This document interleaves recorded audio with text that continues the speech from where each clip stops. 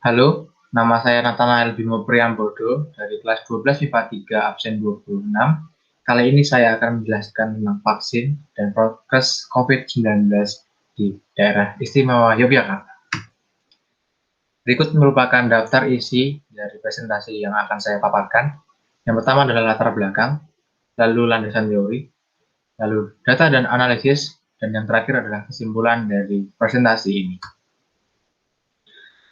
Presentasi ini saya persembahkan untuk memenuhi tagihan ujian praktik IPA kolaboratif, dan pada masa ini pandemi COVID-19 yang sudah berlangsung dari Maret tahun lalu 2020 sampai sekarang, yang artinya sudah setahun lebih kita ada di pandemi COVID-19.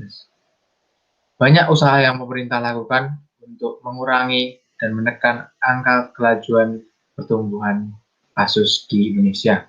Yang pertama adalah menggalakkan protokol kesehatan, dan yang kedua yang baru-baru ini di awal tahun ini digalakkan yaitu vaksinasi massal. Mari kita mengetahui dulu apa itu vaksin untuk menjelaskan yang nanti akan saya analisis. Vaksin adalah produk biologi yang berguna untuk membuat sistem imun kita mengenali virus yang sedang menjadi pandemi, yaitu virus corona.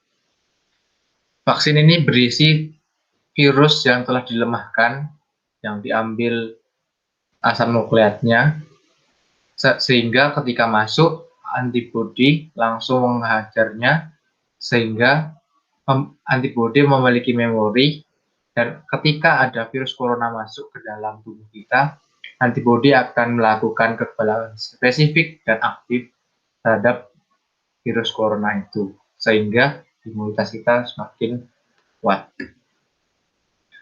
Yang kedua adalah prokes di daerah istimewa Yogyakarta diatur dalam Pergub daerah istimewa Yogyakarta nomor 77 tahun 2020 yang menjelaskan bahwa perorangan wajib melakukan 4M bagi para pelaku usaha, pengelola, penyelenggara, penanggung jawab fasilitas umum wajib menyiapkan Sapras 4M.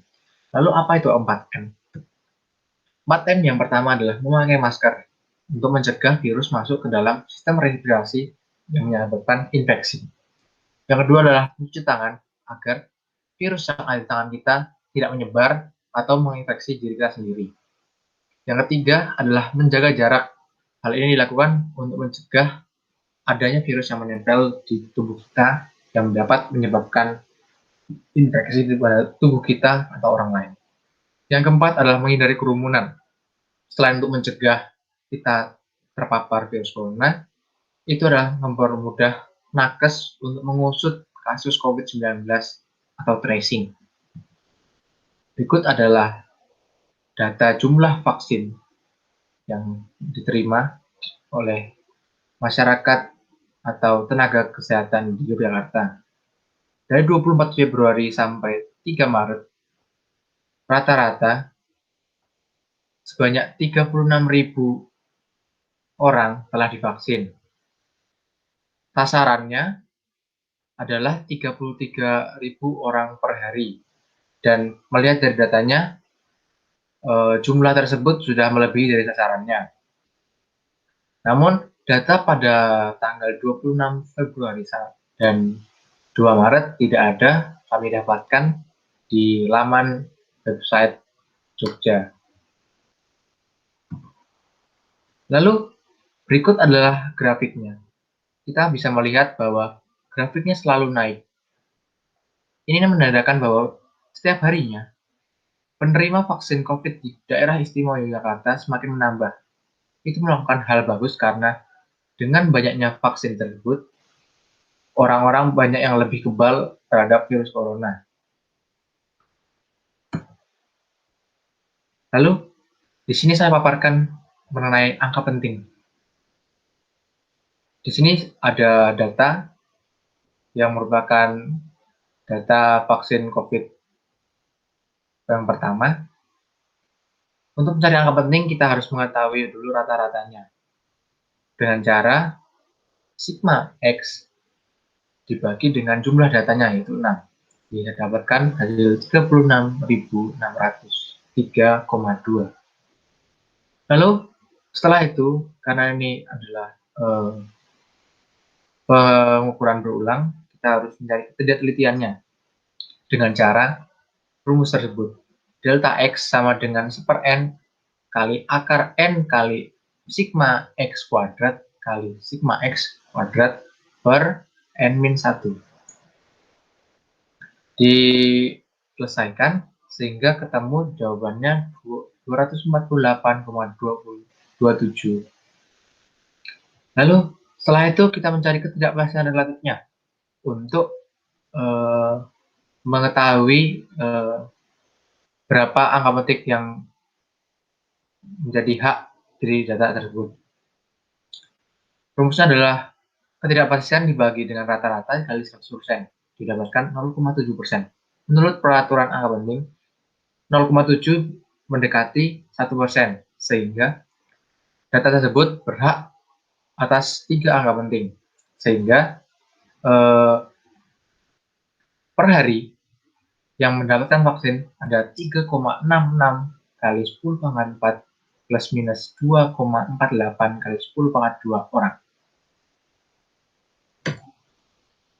Kita masuk ke pembahasannya, yaitu korelasi vaksin dengan imunitas. Seperti yang saya sudah bilang di awal, bahwa vaksin membuat imun kita mengenali virus secara spesifik.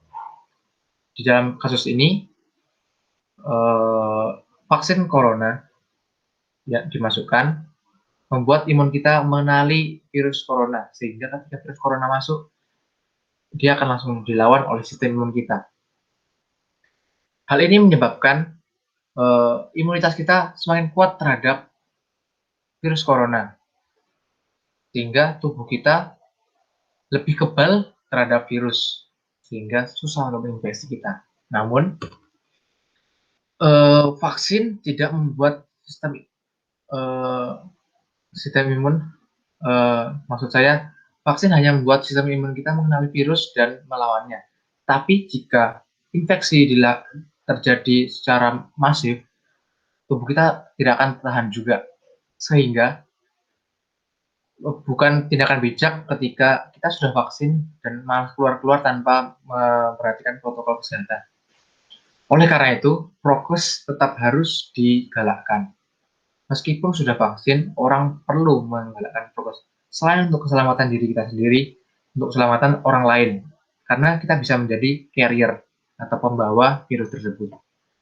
Jadi kesimpulannya adalah vaksin meningkatkan daya imun tubuh dan menambah jumlah vaksinasi dapat menekan laju penambahan kasus.